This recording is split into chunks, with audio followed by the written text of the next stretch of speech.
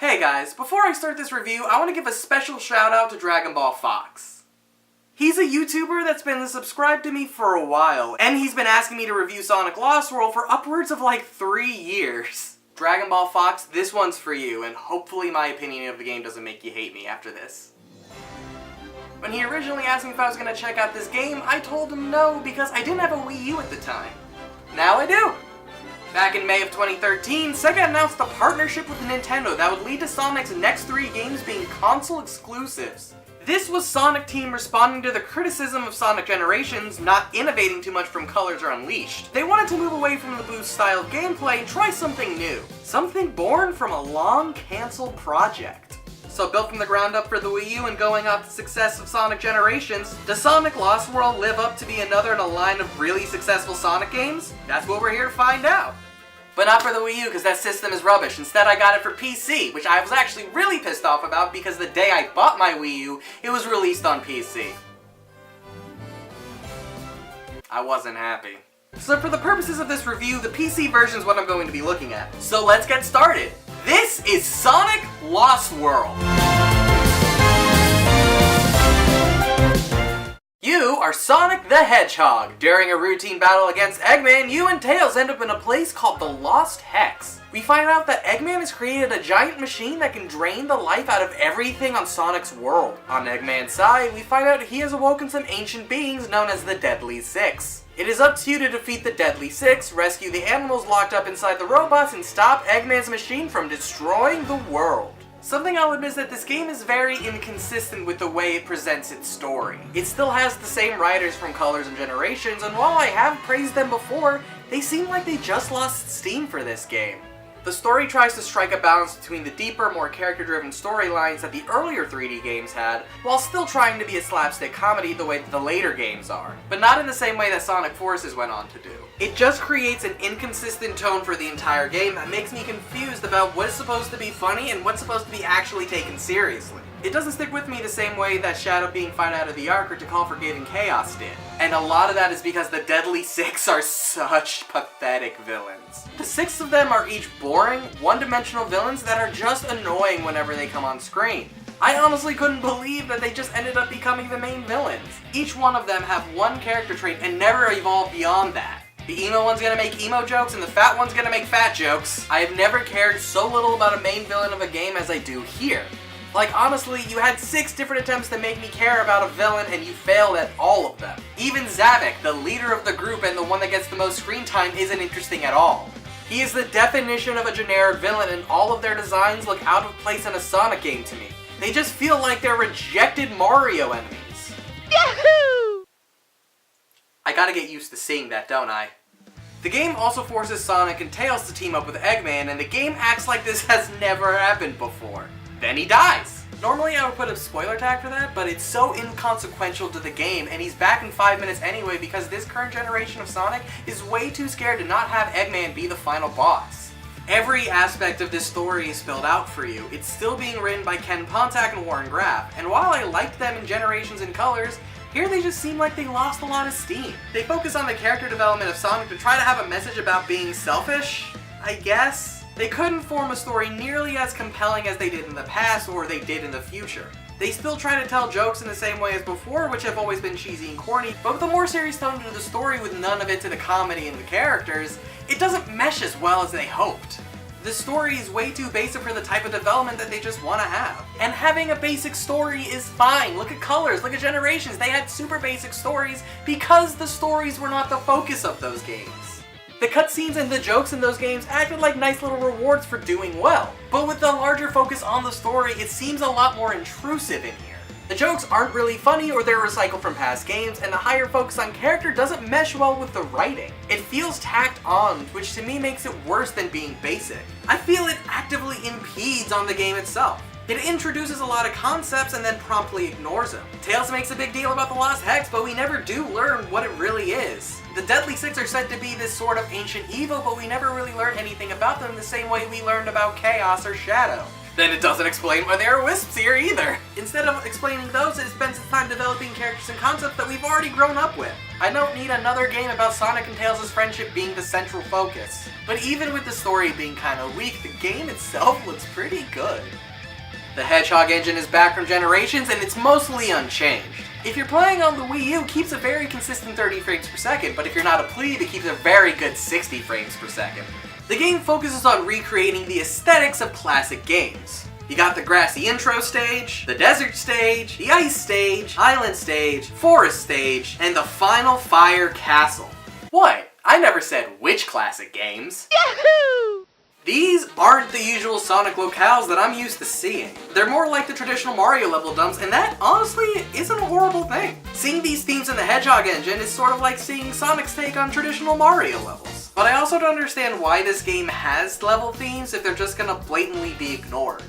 Like, look at Sonic Colors. That game has 7 distinct level themes and the design of every level follows the theme of each. But here, it just makes no real sense. Okay, desert, hahaha, but why is there an aquarium in the middle of a volcano world? Why is there a bingo level in the middle of the ice world? It just seems lazy.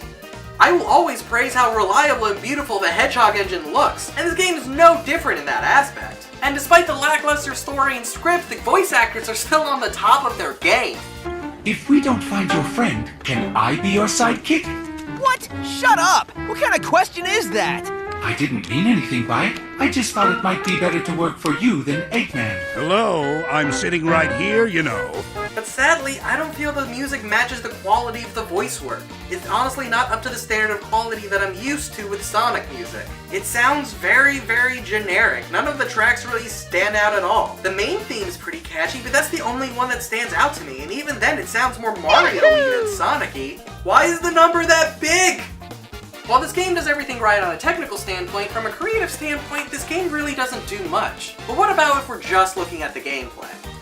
Sonic Lost World switches up the gameplay from what Sonic has been known for in the modern day. Sonic Lost World does not have the boost gameplay that made Colors and Generations popular. Instead, it employs a cylindrical level design that has a gravity to the way the level— Super Mario Galaxy! It's Super Mario Galaxy! It's Super Mario Galaxy! Okay, that's a pretty broad statement. I think a more accurate way of putting it is that this is Sonic's take on Super Mario Galaxy. The cylindrical level design is very apparent here, but the gravity-based platforming isn't as important to the gameplay as it was in Galaxy. While there are some gravity puzzles here and there, the mechanic is not the forefront. Instead, they act more as alternate paths to the end, which more often than not just leads to a red ring. But even though the goal is to get to the end of the level, it's not the main focus of the game. This is far more focused on exploration and taking different paths rather than speed. In fact, this Sonic game has a run button. It feels natural, but it's a part of the reason why it feels like more of a Mario game to me. The sense of speed is there at times, but those sensations are usually just auto-run sections. There are a few different types of gameplay styles depending on the level you pick. The main one you will be playing are the 3D platforming sections, which is the best style the game has. It has this optional parkour that is really cool, but the game never really explains how to use it. It's cool to get alternate paths this way, but sometimes it just gets in the way. But I love the idea of Sonic using his speed for parkour, and I wish Sonic games in the future would explore the parkour movement. Wisps also make a return in this game, which doesn't make any sense unless the Lost Hex was a little brother to Planet Wisp, but if that's the case, why did they show up in Forces? And if they showed up in Forces, does that mean that they just always existed all over the planet? If that was the case, then why did Eggman wait till exactly Planet Wisp was in the atmosphere to start taking over Wisp and getting their energy? But I digress! Wisps are largely ignorable in this game, with most of them just being a part of the easiest path, and I almost never use them unless I just want that level to end faster. The next style of gameplay are these 2D sections. Much like the main 3D style, it plays a lot slower than I'm sure most Sonic fans are used to.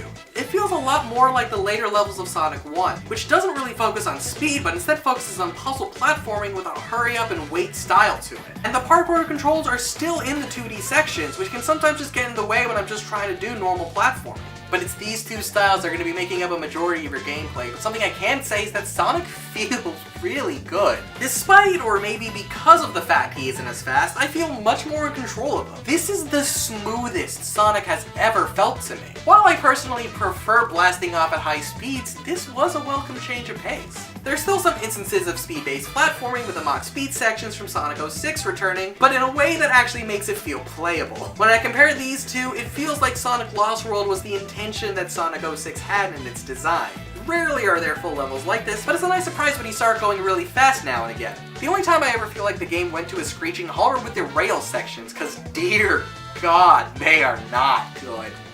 They involve anything from rail switching to precision platforming, and God, when the game asks you to do that, it falls apart. Seriously, this was the only time in the game I just did not have any fun. The jumps are so precise, and Sonic is constantly moving forward regardless of what you actually want him to do. There aren't any real ways to regulate his speed even with the double jump, so these levels just become a memorization grind in order to complete it. Thankfully, not a lot of levels are like this, and extra lives are very easy to farm. But how hard these levels are in line with the rest of the game. It has a pretty major difficulty spike, especially during the last world. The basic level design and the pretty forgettable boss battles are all really simple, but that completely changes gears toward the end when everything just becomes a chaotic mess that you're gonna want to grind lives for. Lost World is definitely at its best when it comes to the openness of the level design that just wants you to take your time and pick your own path. It's great because you can choose whatever playstyle that you have the most fun with. The gameplay is fine and really fun at times, but not the most engaging when it comes to Sonic.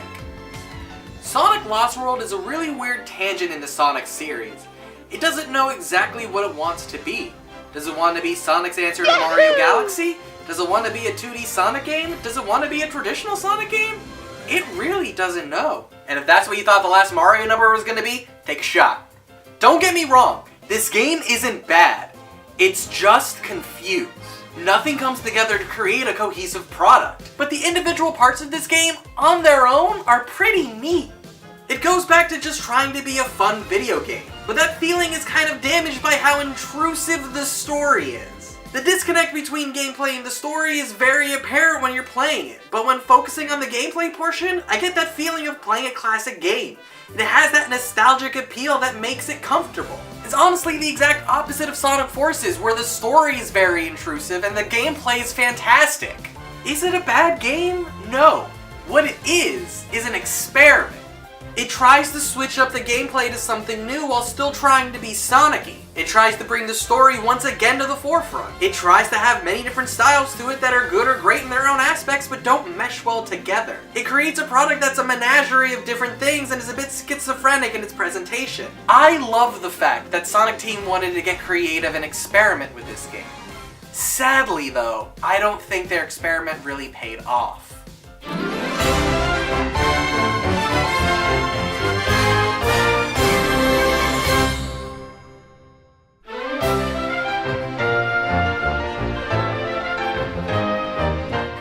My thoughts on Sonic Lost World. If there's anything that you want to ask me or get me to clarify about, then please join me for the Sonic Lost World stream today at 5 p.m. in order to understand what I'm trying to say.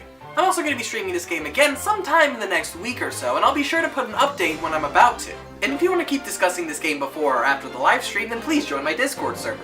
The link is in the description down below. And I want to thank you all for joining me on this journey. If you want to see more reviews of Sonic games, then please click that playlist over there. If you just want to see more reviews in general, then click that other playlist. And if you're not subscribed yet, then please subscribe, because I tend to do a lot of Sonic games. And next we're going to be looking at Sonic Boom. And I will see you next time.